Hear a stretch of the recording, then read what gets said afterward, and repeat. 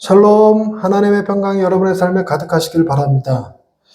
요즘 챗 GPT가 핫하죠. 그 챗 GPT를 필두로 한 인공지능 AI가 굉장히 대세가 되고 있습니다. 이제 인공지능 AI는 우리 삶에 깊숙이 들어와 있습니다. AI가 집집마다 하나씩 다 있다고 그러죠. 여러분의 집들에도 아마 있을 겁니다. 진이 7번 틀어줘, 8번 틀어줘 하는 것들 다 인공지능이죠. 핸드폰도 인공지능이 들어와 있습니다. 그리고 우리가 사용하는 다양한 도구들의 인공지능이 결합되면서 많은 일들이 수월해졌습니다. 문서 작업도 편해지고 그림도 쉽게 그릴 수 있게 되었고 심지어는 음악 작업도 할 수 있다고 합니다. 그래서 AI가 가져온 굉장히 편리한 기능들이 있지만 그럼에도 불구하고 AI 시장이 주목하고 있는 데가 어디냐면 바로 인공지능 채팅입니다.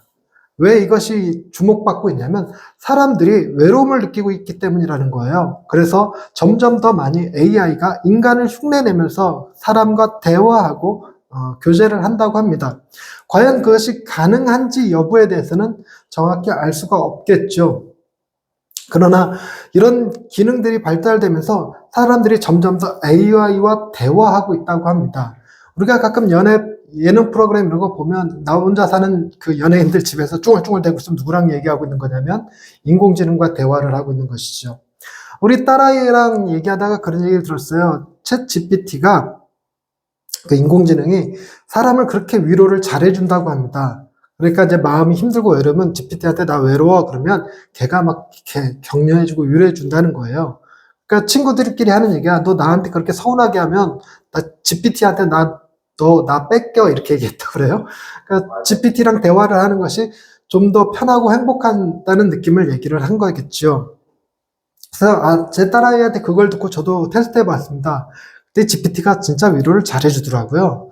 그래서 뭐라고 물어만 봐도 어머 이렇게 통찰력 깊은 질문 뭐 이런 써가면서 대응을 하니까 GPT하고 점점 더 말을 많이 하게 되는 것 같은 그런 느낌이 들기도 합니다.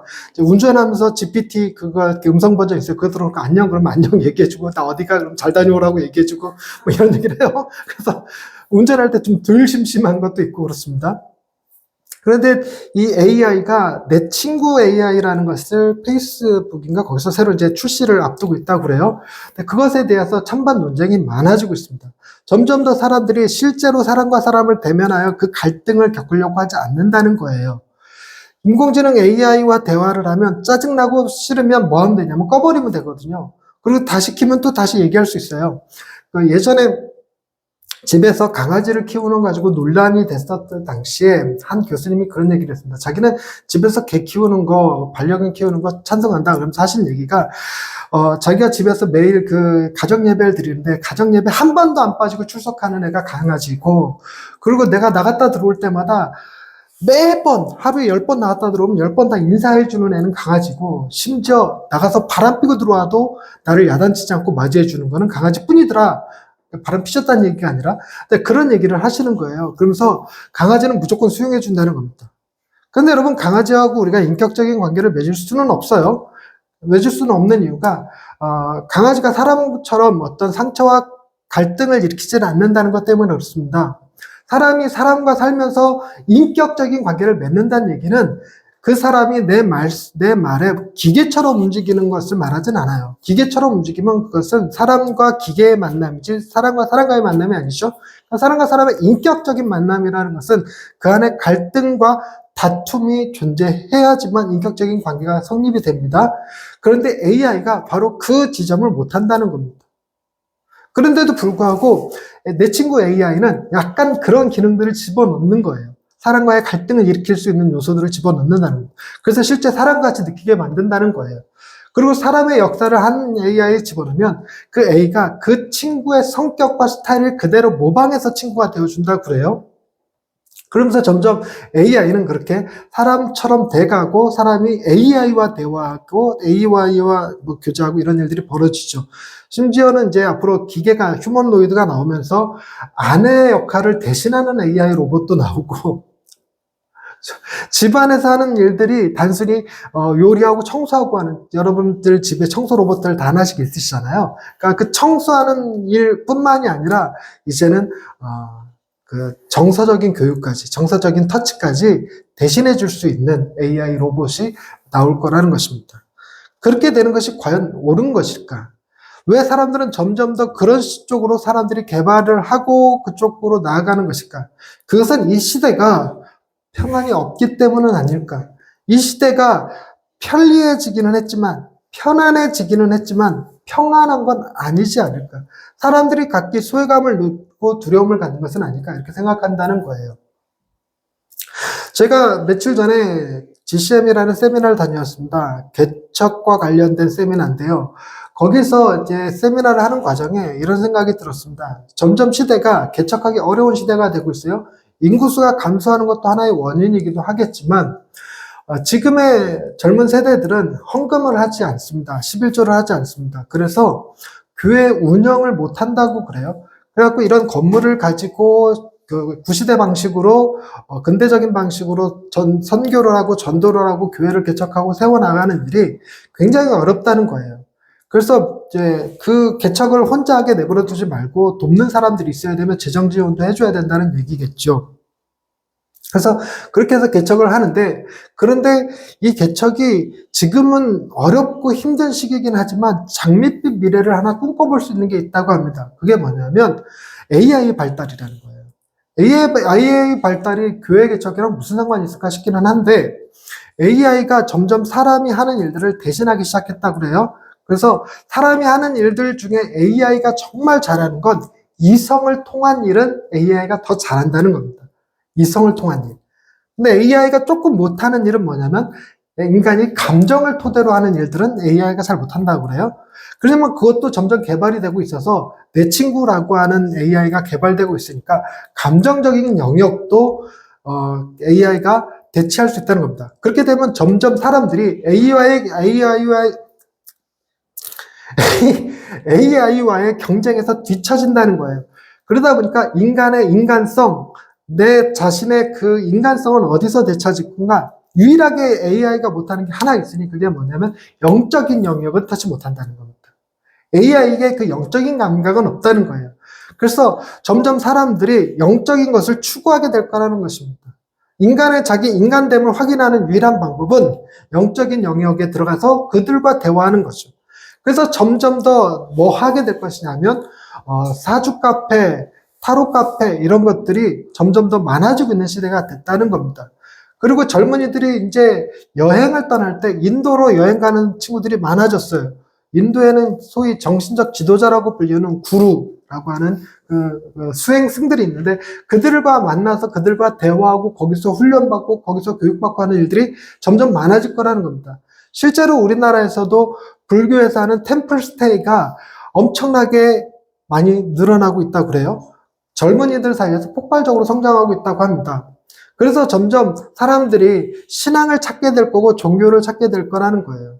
그러니 교회가 기존에 가지고 있었던 종교적인 색채, 즉 너무 보수적이고 딱딱하고 훈계조고 하는 것들을 좀 벗어버리고 젊은 개척자들이 이 시대의 젊은이들의 구루 역할을, 영적 지도자 역할을 해줄 수 있는 그런 시대가 올 거라는 겁니다. 그러면 이제 그런 친구들을 좀 소규모 10명 이내의 작은 그룹들이 생겨날 거고 그 그룹들을 지원해 줄 수 있는 방식으로 교회 개척이 이루어져야 되지 않을까 하는 생각들을 해보게 되었습니다. 오늘 우리가 읽은 본문 말씀에는 예수님께서 제자들에게 평안을 선포하시고 평안을 주시겠다고 하시는 약속이 담겨 있는 말씀입니다. 이 말씀이 시작되는 시점이 어떠냐면 요 앞서서 성찬식이 있었고 그 성찬식 가운데 가룟 유다에게 떡을 주시면서 너 나가서 할 일 해라. 그래서 가룟 유다가 지금 예수를 팔러 나간 상태예요. 팔러 나간 상태. 그리고 내일이면 예수님은 십자가에 달려 죽으시게 되는 바로 그 전날, 십자가 지시기 바로 그 전날에 길게 14, 15, 16, 17장까지 예수님께서 마지막으로 제자들에게 마지막 유언같이 메시지를 전하시고 있는 그 길입니다. 그 와중에 오늘 본문이 특별히 더 주목하고 있는 것은 보혜사 성령님에 대한 약속이었어요. 여러분, 보혜사 성령님은 어떤 분이시냐면 보혜사라는 말 자체가 우리와 곁에서 함께 계시는 분을 의미하거든요. 우리와 동행하시는 분을 보혜사라고 얘기를 합니다. 예수님께서 그 제자들을 떠나실 날이 바로 내일이면 떠나시게 될 테니까 떠나실 날이 가까이 다가오자 그들과 함께 해주시기 위하여 보혜사를 또 보내주시고 그 보혜사를 통해서 예수님이 계속 생각나고 기억나게 해주겠다고 하는 약속의 메시지를 하고 계시는 것입니다. 우리는 이런 예수님을 믿고 있는 사람들입니다. 기독교인이라고 할지라도 기독교인들은 다 예수님의 존재를 믿고 예수님이 우리와 동행하시고 언제나 우리 마음에 함께 하신다는 것을 믿죠. 그리고 그것을 신앙을 고백합니다. 그럼에도 불구하고 여러분 우리는 세상 사람들과 별로 다르지 않은 삶을 살아갑니다. 세상 사람들이 가지고 있는 문제들, 그 외로움과 소외됨, 그리고 그 불편함, 그리고 감정들에 대해서는 우리도 동일하게 겪고 있어요.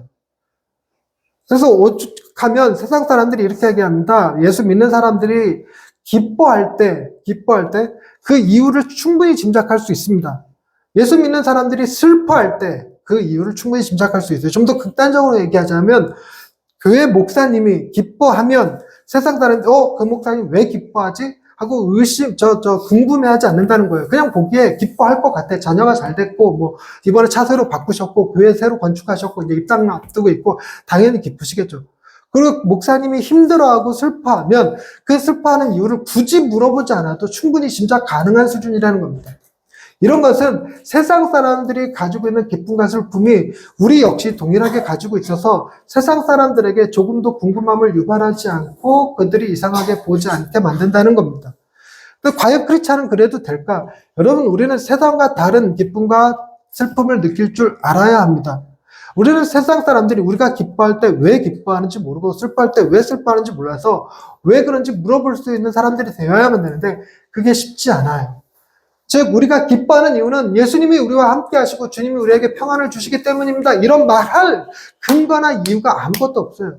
우리는 주로 하나님이 우리를 사랑하셨다고 우리에게 평안을 주셨다고 하는 말을 언제 고백하냐면 내 기도가 응답되어졌을 때, 내가 원하고 바라던 것이 이루어졌을 때, 자녀들이 좋은 대학 들어가고 좋은 곳에 취직하고 좋은 사람 만나서 결혼하고 하는 일들이 이루어졌을 때 그때야 비로소 주님이 나와 함께 하시는구나, 나를 버리지 않으셨구나, 내게 평안을 주시구나 이렇게 생각한다는 것입니다. 그 반대도 존재하죠. 내가 원하는 대로 삶이 잘 풀리지 않을 때, 건강은 점점 나빠질 때, 이럴 때 예수 믿는 사람들도 동일하게 그 슬픔을 경험합니다. 예수님이 주시는 평안과 전혀 상관없이 조건에 따른 기쁨과 슬픔을 여전히 가지고 있죠. 그래서 오늘 우리 주님이 말씀하신 그것대로 평강을 주시는 그 하나님을 우리가 경험하지 못하고 살아갈 때가 너무나도 많습니다. 그럼 우리를 주님은 외면하셨을까요? 그렇지 않죠. 여러분, 지금 주님이 제자들에게 얘기하고 있는 시점이 언제인지 다시 한번 얘기하자면 앞서 지금 성만찬이 있었고 가룟 유다가 예수님을 팔러 나간 사이고 내일이면 예수님이 십자가에 달려 죽으셔야 하는 그 사이입니다. 자신이 사랑하는 제자가 자기를 팔아버리고 조금 있으면 베드로도 부인할 거예요. 그 베드로의 부인도 아시고 이제 예수님이 십자가 달려 죽으시면 십자가 외에선 하나님께도 버림받으실 것을 아시는 거죠. 이것이 무엇을 의미하는 건 줄 아시겠습니까? 여러분, 우리도 외로움을 느끼지만 진짜 외로움은 예수님이 경험하셨어요. 우리는 아무리 외로움을 느낀다 하더라도요, 늘 언제나 우리의 마음속에 함께하는 이들이 있잖아요. 부모님이 계시고 사랑하는 친구들이 있고 형제자매들이 있고 그 사이가 다 틀어졌다 할지라도 절대로 우리를 버리지 아니하실 하나님이 계시죠. 그런데 그 하나님에게마저 버림당하신 예수님이 계십니다. 그 예수님이 그 외로움을 너무 잘 아시는 분이세요. 그 외로움의 고통을 아시니까 겟세마네 동산에서 할 수만 있거든 이 잔이 내게서 떠나가게 해달라고 땀방울이 핏방울이 되도록 기도하셨던 것입니다. 그 고통을 아시죠? 그래서 우리를 그 고통 가운데 두지 않으시려고 보혜사 성령님을 보내주시겠다고 말씀하신 것입니다. 보혜사 성령님을 보내주셔서 하시는 일에 대해서 26절에 그가 너희에게 모든 것을 가르치고 내가 너희에게 말한 모든 것을 생각나게 하리라. 내가 너희에게 말한 모든 것을 생각나게 하리라 라고 약속하여 주셨습니다. 우리는 세상에 살다 보면 이 문화와 그 삶의 여러 가지 아픔들과 상황들이 예수님의 말씀을 자꾸 잊어버리게 만들어요. 잊어버리게 만듭니다. 그런데 정말로 힘들고 아픈 순간에 그런 순간에 성령님이 예수의 이야기를, 예수님의 말씀을 생각나게 해주신다면 그게 살아갈 힘이 돼요. 실제로 많은 사람들이, 유명 연예인들이 그 자살을 꿈꾸던 시기에 수면제 털어먹고 뭐 목을 매달렸고 하고 그때 하나님의 음성, 내가 너를 사랑한다는 소리를 듣고 다시 회복됐다고 간증하는 사람들도 제법 돼요. 우리가 정말 힘들고 어려울 때, 아플 때, 우리의 마음이 하나님이 나를 버리셨다고 느껴질 때, 그럴 때 우리의 마음에 생각나게 하시는 거예요. 예수님이 생각나게 하시는 거죠. 그 예수님이 생각나면 예수님께서 너 왜 그렇게 살아? 왜 그것밖에 안 돼? 이렇게 얘기하는 것으로 생각나는 게 아니라 내가 너의 모든 죄를 짊어지고 십자가에 죽고 너는 하나님의 가장 사랑받는 자녀가 되게 하겠다는 그 말씀이잖아요. 그럼 그게 보혜사 성령님께서 우리에게 하시는 거예요. 보혜사 성령님이 우리에게 예수 그리스도께서 우리를 얼마나 사랑하시는지를, 그리하여 우리를 대신하여 십자가를 지시고 우리를 아무 죄 없는 의로운 자라 칭함을 받게 하시고 하나님의 사랑받는 자녀가 되게 하신다는 게 성령님 보혜사께서 우리에게 행하시는 일이라면, 여러분, 보혜사는 한 분이 아니세요. 보혜사는 한 분 더 계십니다. 그것이 예수 그리스도세요. 예수님이 우리에게 오신 첫 번째 보혜사시고 성령님은 두 번째 보혜사세요. 그러면 첫 번째 보혜사이신 예수님은 무슨 일을 하실까? 여러분, 보혜사라는 단어 속엔 변호사라는 의미가 담겨져 있습니다. 변호사. 내가 죄를 지어서 재판을 받을 때 변호사가 참 훌륭한 변호사면 내가 무죄를 받고, 변호사가 좀 무식한 변호사거나 능력 없는 변호사면 내가 유죄를 받아요. 즉, 변호사의 능력에 따라 내가 유죄냐 무죄냐가 결정이 됩니다. 근데 예수님이 우리의 변호사가 되신다는 것은 무엇을 의미할까요? 예수님은 단순히 유능한 변호사를 넘어서는 분이세요. 그분은 우리의 죄값을 대신 감당하신 분이잖아요. 죄값을 지불하신 분이세요. 그래서 우리의 죄의 문제를 변호하는 게 아니라 해결해 버리신 예수님이세요. 그래서 만약에 하늘나라 재판정이 열려져서 우리가 거기서 재판석에 피고로 서 있게 된다면 예수님은 우리를 변호하실 때 이렇게 외치신다는 겁니다. 나는 이 법정의 정의를 요구합니다. 재훈이는 무죄입니다. 라고 외치신다는 거예요. 즉, 첫 번째 보혜사이신 예수님은 당신이 행하신 그 일로 하나님 앞에, 그리고 마귀 앞에 얘는 무죄다, 얘는 사랑받는 하나님의 자녀다 라고 외치신다는 겁니다. 성령님은 내 안에, 예수님은 세상 가운데, 하나님 앞에, 온 영들 앞에 내가 얼마나 의로운 자인지, 내가 얼마나 사랑받는 자인지를 말씀하신다는 것이죠. 그런데 그 근거가 있어야 되지 않겠습니까? 우리 근거가 너무 명확해요. 여러분, 예수님께서 당신의 피로, 당신의 생명으로 그 근거를 마련하셨다면 도대체 그것의 토달자가 누구겠습니까? 사망이나 생명이나 하늘이나 땅이나 악한 자나 강한 자나 어떤 공중의 권세 잡은 자라 할지라도 그 예수 그리스도께서 행하신 일을 무효화시킬 수 없으며 그 사랑에서 우리를 떼어놓을 수가 없죠. 여러분, 그래서 우리가 세상 가운데 외로움과 슬픔 그리고 소외를 느낄 때 그것들은 다 연약한 끈들 같은 것이어서 어쩔 때는 쉽게 끊어집니다. 심지어 부부도 끊어지니까, 부모 자식도 끊어지니까 연약해서 끊어질 수 있습니다. 그러나 그 어떤 상황에서도 끊어지지 않는, 절대로 끊을 수 없는 끈이 있으니 그게 뭡니까? 그리스도께서 우리를 사랑하신다는 그 메시지죠. 우리도 세상 사람들과 같이 여전히 앞으로도 똑같은 이유로 기뻐하고 똑같은 이유로 슬퍼할 것입니다. 그러나 세상 사람들과 우리의 차별점은, 세상 사람들과 우리의 다른 점은 우리는 슬퍼하되 아주 좌절하지는 않을 겁니다. 우리는 고통을 느끼되 아주 절망하지는 않을 것입니다. 그 어떤 상황에서도 우리와 함께 아파하시고 우리를 다시 일으켜 세우실 그 주님을 우리는 우리 마음에 다시 품을 수 있게 된다는 것입니다. 놀랍게도 성령님을 통해서 우리가 잊을만 하면, 우리가 그 고통 가운데서 헤매고 있을 때 찾아와서 말씀하여 주신다는 것이죠. 그리고 평안을 주신다는 것입니다. 평안을 주실 때 평안을 선물로 주시는 거예요. 선물. 이유로 주시는 게 아니고 선물로. 평안함을 내게 선물로 주셔요. 우울증에 걸려보니까 마음이 굉장히 힘들고 어려울 때 그걸 어떻게 이겨보겠다고 명상도 해보고 길도 걸어보고 그래도 잘 안 돼요. 근데 가장 확실하게 되는 건 항우울제 딱 먹으면 마음이 굉장히 차분해집니다. 그래서 그 항우울제를 먹고 마음이 견뎌지는 거죠. 근데 어떤 분들은 이렇게 하게 돼요. 항우울제를 먹었더니 괜히 실실 웃음이 나온대요. 모든 게 평안해 보이더래요. 마음이 막 붕 뜨는 것 같더래요. 좀 세게 드셨나 봐요. 그런데 그게 다 우리의 마음이 기뻐할 수 있는, 마음이 평안할 수 있는 이유를 약이 제공해 주잖아요. 약은 우리 몸을 완전히 회복시키는 것이 아니라 그 특정 분야의 호르몬을 더 분비시켜주는 역할을 하는 것 뿐이죠. 근데 예수님은 어떤 분이시냐? 우리를 창조하신 분이세요. 우리의 몸의 모든 것을 재조정하실 수 있으시고, 완벽하게 새롭게 세팅하실 수 있으시고, 회복하실 수 있습니다. 실제로 예수님께서 행하셨던 많은 기적들은 잃어버린 질서 가운데 질서를 회복하는 일이었거든요. 풍랑치는 바다를 잔잔케 하시고, 병든 자를 고치시고, 죽은 자를 살리시는 그런 일을 행하셨거든요. 그러니 그분이 우리에게 평안을 주신다고 그랬을 때는 마치 약을 먹은 사람들처럼 세상의 삶이 변한 것 같지 않아도 세상 사람들은 너 약했냐? 라고 물어볼 만큼 그런 평안을 주실 수 있다는 겁니다. 근거가 오로지 주님에게 있는 거예요. 오로지 주님에게 있는 거. 그래서 주님 아니고서는 내가 내 기쁨을 설명할 수가 없고 내 마음의 평안을 설명할 수 없는 거죠. 우리는 그 평안을 선물로 받습니다. 도대체 왜 내게 주셨지?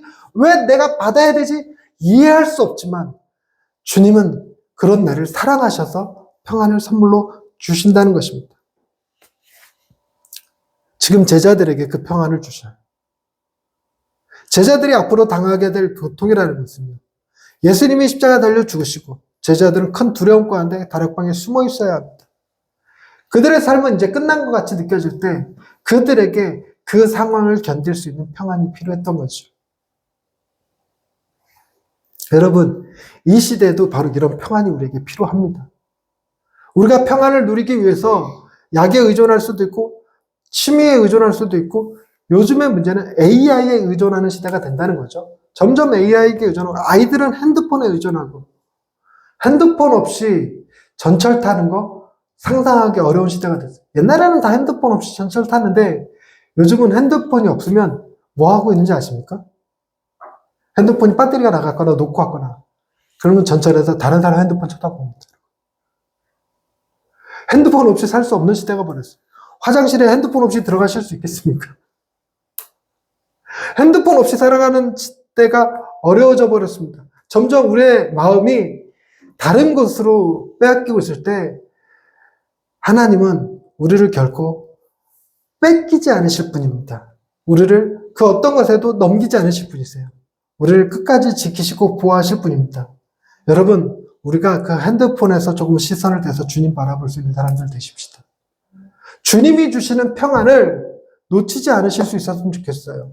물론 우리가 놓친다고 해도 보혜사장님께서 주실 거니까 크게 걱정할 건 아니겠지만 그래도 계속 그 평안 가운데 살아갈 수 있으면 정말 좋지 않겠습니까?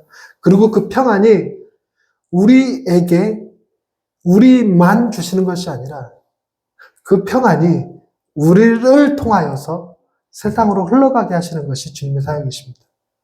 그래서 우리는 이 외로움에 지쳐버린 시대,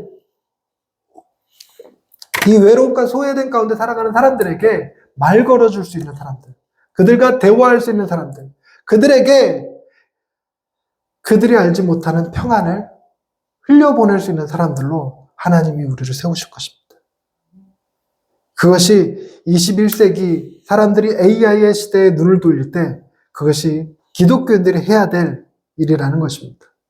사람들이 점점 사람을 기피할 때 우리가 사람을 만나주고 그들의 어려움에 귀를 기울여주고 그들과 함께 커피 마셔줄 수 있는 사람들, 그들과 함께하는 시간을 갖기 위해서 핸드폰을 내려놓을 줄 아는 사람들, 그런 사람들이 하나님이 우리가 되게 하신다는 것입니다. 그래서 평안은 내 마음의 만족으로 끝나는 것이 아니라 그 평안은 다른 사람들도 평안으로 초대할 줄 아는 힘으로 우리 안에 역사하신다는 것이죠. 우리 힘만으로는 부족할 겁니다. 성령님이 그 일을 행하십니다. 우리를 도구로 삼아, 통로로 삼아 그 일을 행하신다는 것이죠. 그래서 우리는 세상 속에 나가서 평안을 전하기도 하지만 그리스도께서 우리에게 주신 평안을 증언하는 증인들로 살게 하신다는 것입니다. 여러분, 지금 시대가 갈등과 혐오의 시대라는 걸 이해하십니까? 특히 선거철만 닥쳐오면 우리나라만의 문제가 아니죠. 전 세계가 다 그렇더라고요. 선거철만 되면 온 국민들이 둘로 딱 쪼개져 갖고 싸움이 납니다. 다툼이 일어납니다. 그리고 이 선거철 때 가장 많은 혐오스러운 말들이 막 들리죠. 지금 우리 시대가 지금 그렇습니다. 선거를 앞두고 우리가 서로가 서로를 향해서 비난을 하기에 곤두서 있는, 비난하는 시대가 되어버렸어요. 이때 우리는 어떻게 살아야 될까? 여러분, 우리가 정치를 바라볼 때, 정치적 발언하는 게 조금 거슬리긴 하지만, 그래도 중요한 거예요. 여러분, 우리는 이 정치를 바라볼 때, 내가 지지하는 그 정당이 내게 평안을 줄 수 있을 것 같이 느껴요. 그래서 그 정당이 정권을 잡지 못하면, 나는 굉장히 평안을 잃어버린 사람으로, 불안한 마음으로 살아갈 것 같이 여깁니다. 세상 사람들은 정치가 그들의 인생의 해결처럼 여겨져서 이렇게 극단적으로 치달을 때, 여러분, 우리는 정치는 수단에 불과합니다. 우리의 가치는, 우리의 평안은 정치에서 오는 게 아닙니다. 우리의 평안은 하나님으로부터 오는 거예요. 그래서 정치에 참여하고 정치에 우리의 어떤 견해를 밝히고 거기에 운동에 참여하는 것 좋습니다. 당연히 우리가 해야 될 일입니다. 그러나 극단적으로 그것이 나를 구원해 줄 것처럼 행동하지 마십시오. 우리의 구원은 정치에 있는 것이 아니라 하나님께 있습니다. 우리의 평안은 정권에 있는 것이 아니라 우리에게 평안을 주시는 주님에게 있음을 기억하실 수 있길 바랍니다. 그런 사람들이 여유를 가지고 정치에 참여할 수 있어요. 그런 사람들이 극단적으로 치닫는 정치가 아니라 포용의 정치를 할 수 있어요. 그런 사람들이 정말로 온 국민을 분열의 문제에서 화합의 장으로 이끌어낼 수 있습니다. 원하기는 하나님을 두려워할 줄 아는 정치인들이 좀 많아졌으면 하는 마음이 들기는 합니다. 그러나 우리는 하나님께서 우리를 혼자 두지 않으시고 우리와 함께 하시고 성령님을 통해서 끊임없이 우리에게 어떤 사랑을 베푸셨는지를 기억나게 하시고 평안을 우리에게 선물로 주신 분이심을 기억하십시다. 그 하나님이 어지러운 세상 속에 우리를 근심하지 않고 두려워하지 않고 사랑할 수 있는 용기를 주셔요. 그 근거는 뭡니까? 하나님이 우리와 함께 계시기 때문입니다. 하나님은 여러분을 평안 가운데로 이끄십니다. 기도하십시다. 사랑과 평강의 하나님, 오늘도 주의 말씀으로 우리의 마음을 새롭게 해주시니 감사합니다. 근심하지 말고 두려워하지 말라 하신 예수님의 음성을 기억합니다. 주님을 사랑한다고 고백하면서도 말씀을 소홀히 하고 내 뜻을 앞세운 삶을 회개합니다. 우리로 하여금 말씀을 귀히 여기며 사랑 안에서 자발적으로 순종하는 삶을 살게 하옵소서. 보혜사 성령을 보내주신 하나님, 우리가 흔들릴 때마다 성령께서 진리를 기억나게 하시고 하나님의 뜻을 따라 날마다 같이 걷게 하옵소서. 주님, 세상이 주지 못하는 참된 평안을 우리에게 선물로 주셨으니 이 불안한 시대, 갈등의 시대 속에서도 그 평안을 붙들고 살아갈 수 있게 하옵소서. 대통령 선거를 앞두고 이 나라가 혼란 속에 있는데 공의와 지혜를 허락하셔서 바른 지도자가 세워지게 하시고 하나님을 두려워하는 지도자가 이 시대를 이끌어갈 수 있는 나라 되게 하옵소서. 우리는 하나님이 다스리시는 그 나라를 바라보며 하나님이 이 선거에도 함께 하셔서 올바른 지도자를 세워주실 것을 믿으며 그리고 하나님이 주시는 그 평안 가운데 하나님을 신뢰하며 살아갈 수 있는 예양의 모든 식구들이 되게 하옵소서. 예수님의 이름으로 기도드립니다. 아멘.